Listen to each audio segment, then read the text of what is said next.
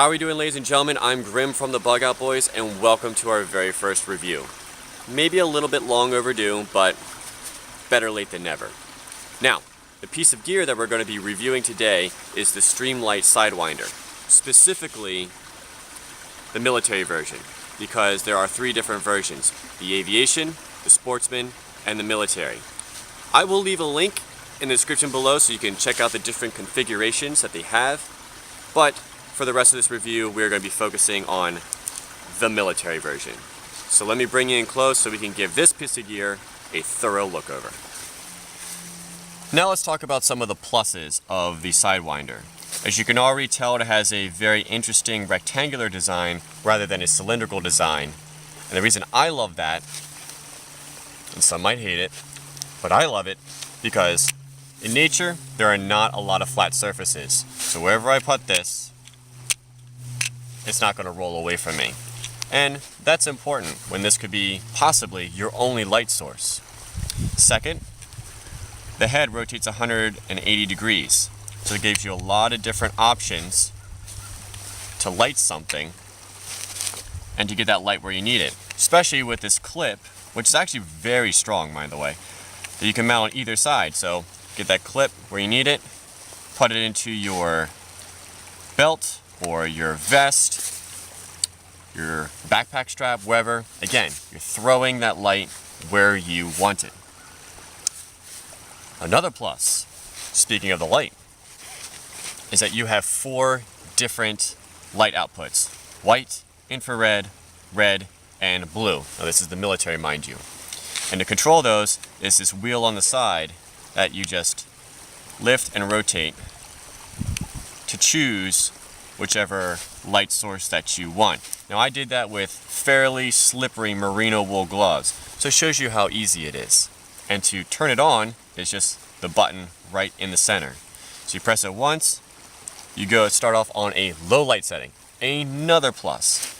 Hold it in, go to second, hold it in, go to third, hold it in, go to fourth, and then off.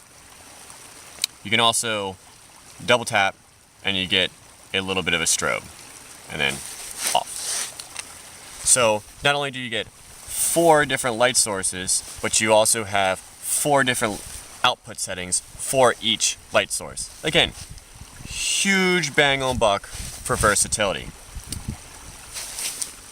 And then, because you start off low and you have these different light sources, assuming you use up all your power that you have and white light won't go anymore, you still have red and blue, which require less power. So even though you might not have white light, you will have some light. Now, some of the negatives of the flashlight. First one, might even argue if it's a negative or not, runs off of 2 AA batteries. And the only reason I say it's a negative is I would love to have seen it be a little bit more versatile, like their Sidewinder Compact 2, which operates off of 1 AA or 1 CR123 battery. But that's not the case. 2 AA's. Screw cap is very easy to operate.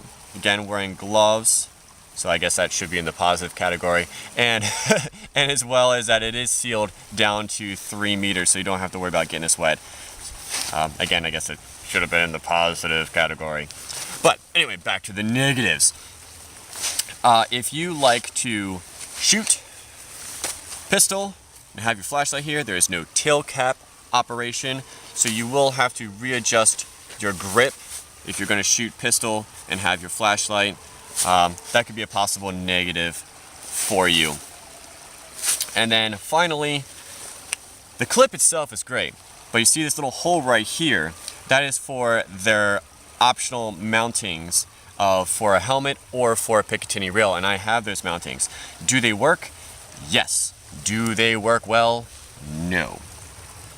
Because you're able to get the flashlight on and off very easily.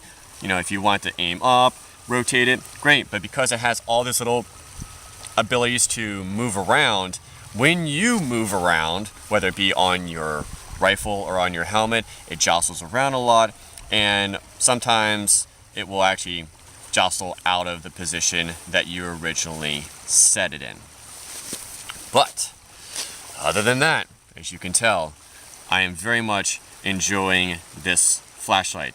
And for the icing on top of the cake, it is assembled in the United States of America, which, as you know, is very important to me. Well, I hope you enjoyed this review of the Streamlight Sidewinder. If you did, please do subscribe, because there's going to be more reviews, more bots, more Pioneer preps, and more Bug Out Boy episodes coming along the way. If you have any questions or comments about this specific piece of gear, please leave them down below, because I love reading them and I love responding. So, thanks for joining us.